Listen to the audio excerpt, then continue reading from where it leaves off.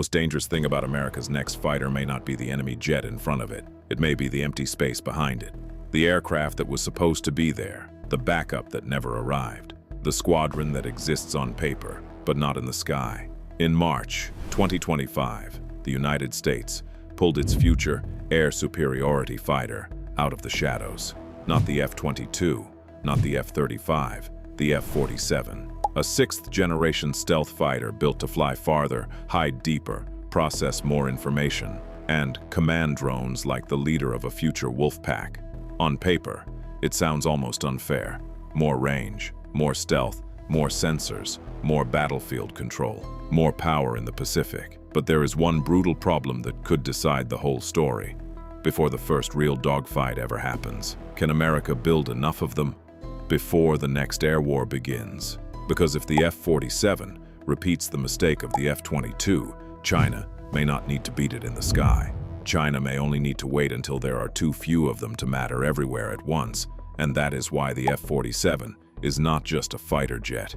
It is a gamble. For years, people heard only one name, NGAD, Next Generation Air Dominance, a secretive Air Force program designed to replace the F-22 Raptor and protect American air superiority in the next era of war. But NGAD was never supposed to be just one aircraft. It was supposed to be a family, a manned fighter at the center, drone wingmen around it, sensors spread across the battlefield, data moving faster than any pilot could understand alone, weapons launched from different places, and one hidden aircraft, quietly connecting it all. In simple words, the F-47 is not meant to fly into enemy airspace like a lone hero. It is meant to enter like the brain of a pack.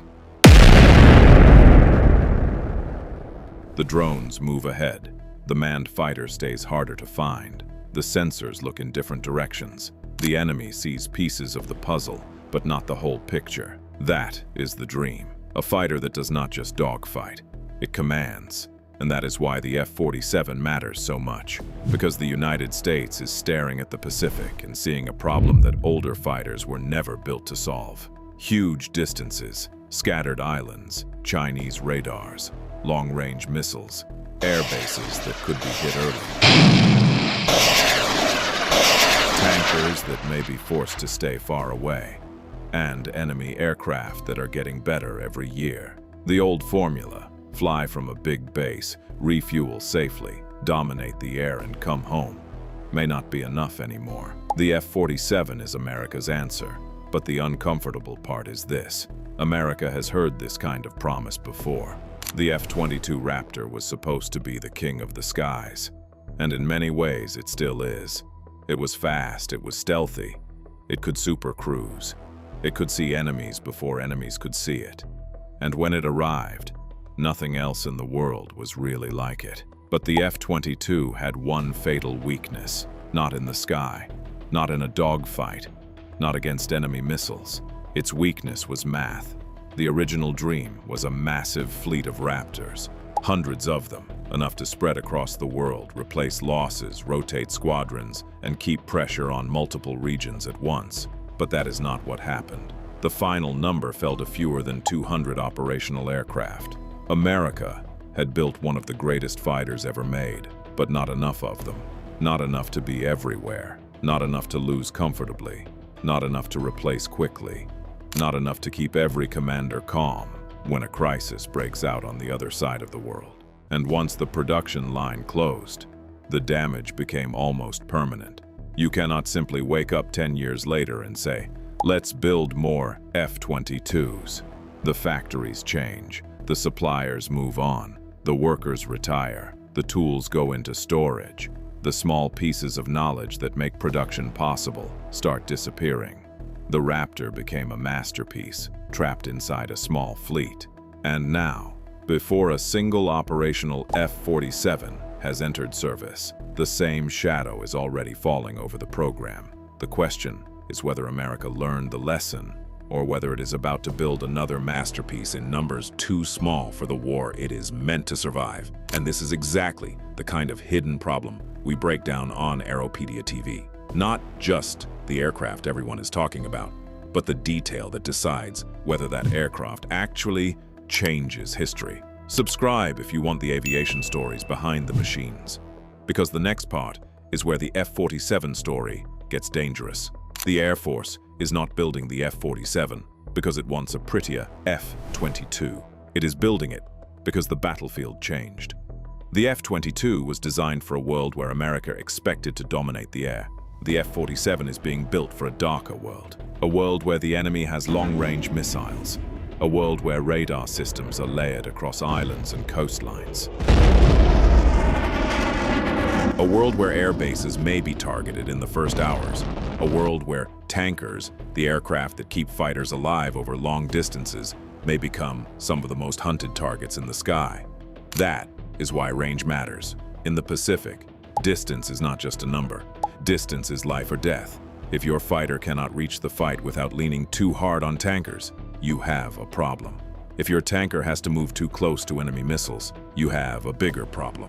If your fighter can reach farther, stay longer, hide better, share data faster, and come home without forcing every support aircraft into danger, then you do not just improve a jet. You change the map. That is the promise of the F-47, a fighter built not just to win the dogfight, but to survive the journey to the dogfight. And that is why the Air Force wants it so badly. But the better this aircraft becomes, the more dangerous the next question gets. How much will each one cost? This is the part most people skip. Everyone talks about stealth. Everyone talks about speed. Everyone talks about drones. Everyone talks about sixth-generation technology. But wars are not won by beautiful renderings. They are won by numbers, fuel, maintenance, pilots, spare parts, bases, production lines. And if public estimates are even close, the F-47 will not be cheap. Some estimates around the manned NGAD fighter have placed it in the hundreds of millions of dollars class. That number matters because one incredible aircraft cannot be in two places at once. One F-47 cannot defend Guam, Japan, the Philippines, Taiwan, Alaska, and the continental United States at the same time. One F-47 cannot replace an entire air force, and one F-47 cannot survive forever. Even the best stealth aircraft needs maintenance. Even the best pilot needs rest. Even the best machine can break. Even the best plan can go wrong. That is the brutal truth of air power. A fighter does not just need to be powerful, it needs to be available. And expensive aircraft create a dangerous trap. The more advanced they become, the more they cost. The more they cost, the fewer you buy. The fewer you buy, the more precious each one becomes. The more precious each one becomes, the harder it is to risk them. And if you are afraid to risk them, their power starts to shrink. That is the death spiral. Not because the jet is bad, but because it becomes too valuable to lose. The Air Force knows this math is dangerous. That is why the F-47 is not being built as a lonely superhero. It is being built to work with collaborative combat aircraft, or, in simple words, fighter drones, not hobby drones, not simple, remote-controlled aircraft. These are semi-autonomous combat aircraft meant to fly with manned fighters, carry sensors, confuse enemy defenses, extend the reach of the force, and possibly carry weapons. This changes the cost problem. Because if one F-47 can command multiple cheaper aircraft, then America may not need thousands of F-47s. It may need enough F-47s to lead a much larger force. One expensive brain, several cheaper fists. Imagine the enemy radar screen. A drone appears first, then another, then another. One may be carrying sensors, one may be a decoy, one may be carrying a missile. One may exist only to make the enemy waste a shot. And behind them, harder to see, harder to target, and harder to understand, is the F-47.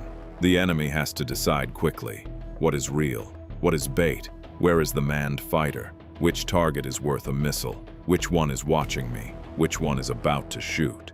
Suddenly, the enemy is not fighting one aircraft, it is fighting a network, and that is where the F-47 could become truly dangerous. Because the future of air combat may not be one pilot beating another pilot. It may be one pilot controlling a cloud of machines. But there is a catch. This only works if the drones arrive on time, if the software works, if the communications survive, if the drones are affordable, if the Air Force can train people fast enough, if production lines can build enough of them. Without its drone army, the F-47 risks becoming a very expensive aircraft asked to do too much by itself. Then there is another shadow hanging over the program: the engine. For a sixth-generation fighter, the engine is not just a part. It is the heart. It decides how far the aircraft can fly, how much power it can generate, how well it can cool advanced electronics, how fast it can accelerate, how long it can stay in the fight, and how much heat it gives off to enemy sensors. That sounds technical, but the idea is simple. A normal fighter engine is like a car that often has to choose between power and fuel efficiency. An adaptive engine is supposed to be smarter. It can behave one way when the aircraft needs long range, and another way when it needs raw combat power. For the Pacific, that matters, because a fighter that drinks too much fuel becomes chained to tankers, and in a future war, tankers may be the aircraft everyone is trying to kill first. So the engine is not a boring detail. It may decide whether the F-47 can actually do what the Air Force wants it to do. The good news is that American engine makers have been working on advanced propulsion for years. The bad news is that advanced engines are hard, very hard, and if the timeline slips, the Air Force may face a painful choice: wait for the perfect solution, or fly the aircraft earlier with something less ideal. Neither choice is comfortable. Wait too long and China keeps moving. Move too fast, and the first F-47 may not be the full monster everyone imagined. That is the problem with building the future. The future rarely arrives all at once. Sometimes it arrives in pieces. Here is the scary part. China does not need the F-47 to be a bad aircraft. It only needs the F-47 to be late, rare, or too expensive to use freely. Because China's strategy is not just about building one better fighter, it is about pressure. More missiles, more ships, more radars, more drones, more aircraft, more production, more problems for the United States to solve at the same time. If the F-47 arrives in small numbers, every aircraft becomes precious. If every aircraft is precious, every mission becomes a calculation. Do you risk it over the Taiwan Strait? Do you save it for a later phase of the war? Do you deploy it forward where missiles can reach the base? Do you keep it protected and lose pressure at the front? Do you send it into heavy air defenses? Do you hold it back because losing even one would become a political disaster? That is the burden of an ultra-expensive weapon. It may dominate the sky, but only where it is present. And that is why the F-47's biggest enemy may not be a Chinese fighter. It may be scarcity. The enemy is not always another machine. Sometimes the enemy is the production line. Now, none of this means the F-47 is a mistake. Actually, it may be one of the most important aircraft America has ever tried to build. The F-22 cannot last forever. The F-35 was not designed to do everything the F-47 is supposed to do. And the Pacific demands a fighter with longer legs, better stealth, better sensors, better networking, and deeper integration with drones. The F-47 is not just another upgrade. It is America admitting that the old formula is no longer enough. The battlefield is changing. Radars are better. Missiles are longer ranged. Drones are everywhere. Electronic warfare is becoming more aggressive. And the first side, to see, decide, and shoot, may win before the other side even understands what happened. That is why the F-47 matters, but necessary does not mean easy. The Air Force has to do something extremely difficult. Build a fighter more advanced than the F-22. Avoid the cost trap of the F-22. Pair it with drones that are still evolving. Solve the tanker problem. Manage the engine problem. Protect bases in the Pacific. And do all of it fast enough to matter. That is not just an aircraft program. That is a race against time. So when people say, the F-47 will dominate everything, they may be right, but they are skipping the most important question. How many? How many will actually be built? How fast can Boeing produce them? How much will each one cost? How many will be combat ready on any given day? How many drones will be ready to fly beside them? How many pilots will be trained? How many bases can support them? How many can be risked in the first week of a war? Because in a real conflict, the winner is not always the country with the most advanced weapon. Sometimes it is the country that can keep showing up. Day after day, mission after mission, loss after loss, repair after repair. That is where air wars become brutal.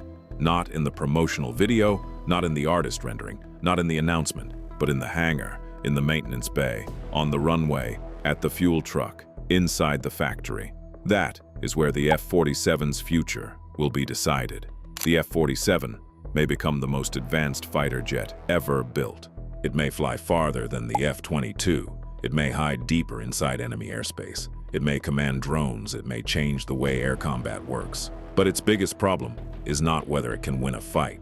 Its biggest problem is whether America can build enough of them to win a war. Because a fighter can be invisible to radar, but it cannot be invisible to math.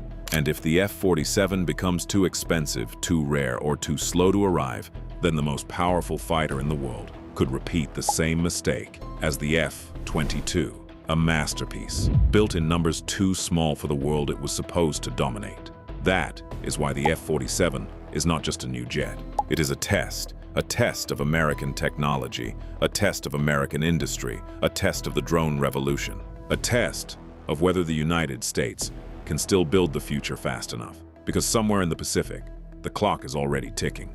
And by the time the first F-47 takes off, the real question may not be whether America built the best fighter. The real question may be, did it build enough? If you enjoyed this breakdown, subscribe to AeroPediaTV for more stories about the aircraft, weapons, and hidden decisions shaping the future of air combat.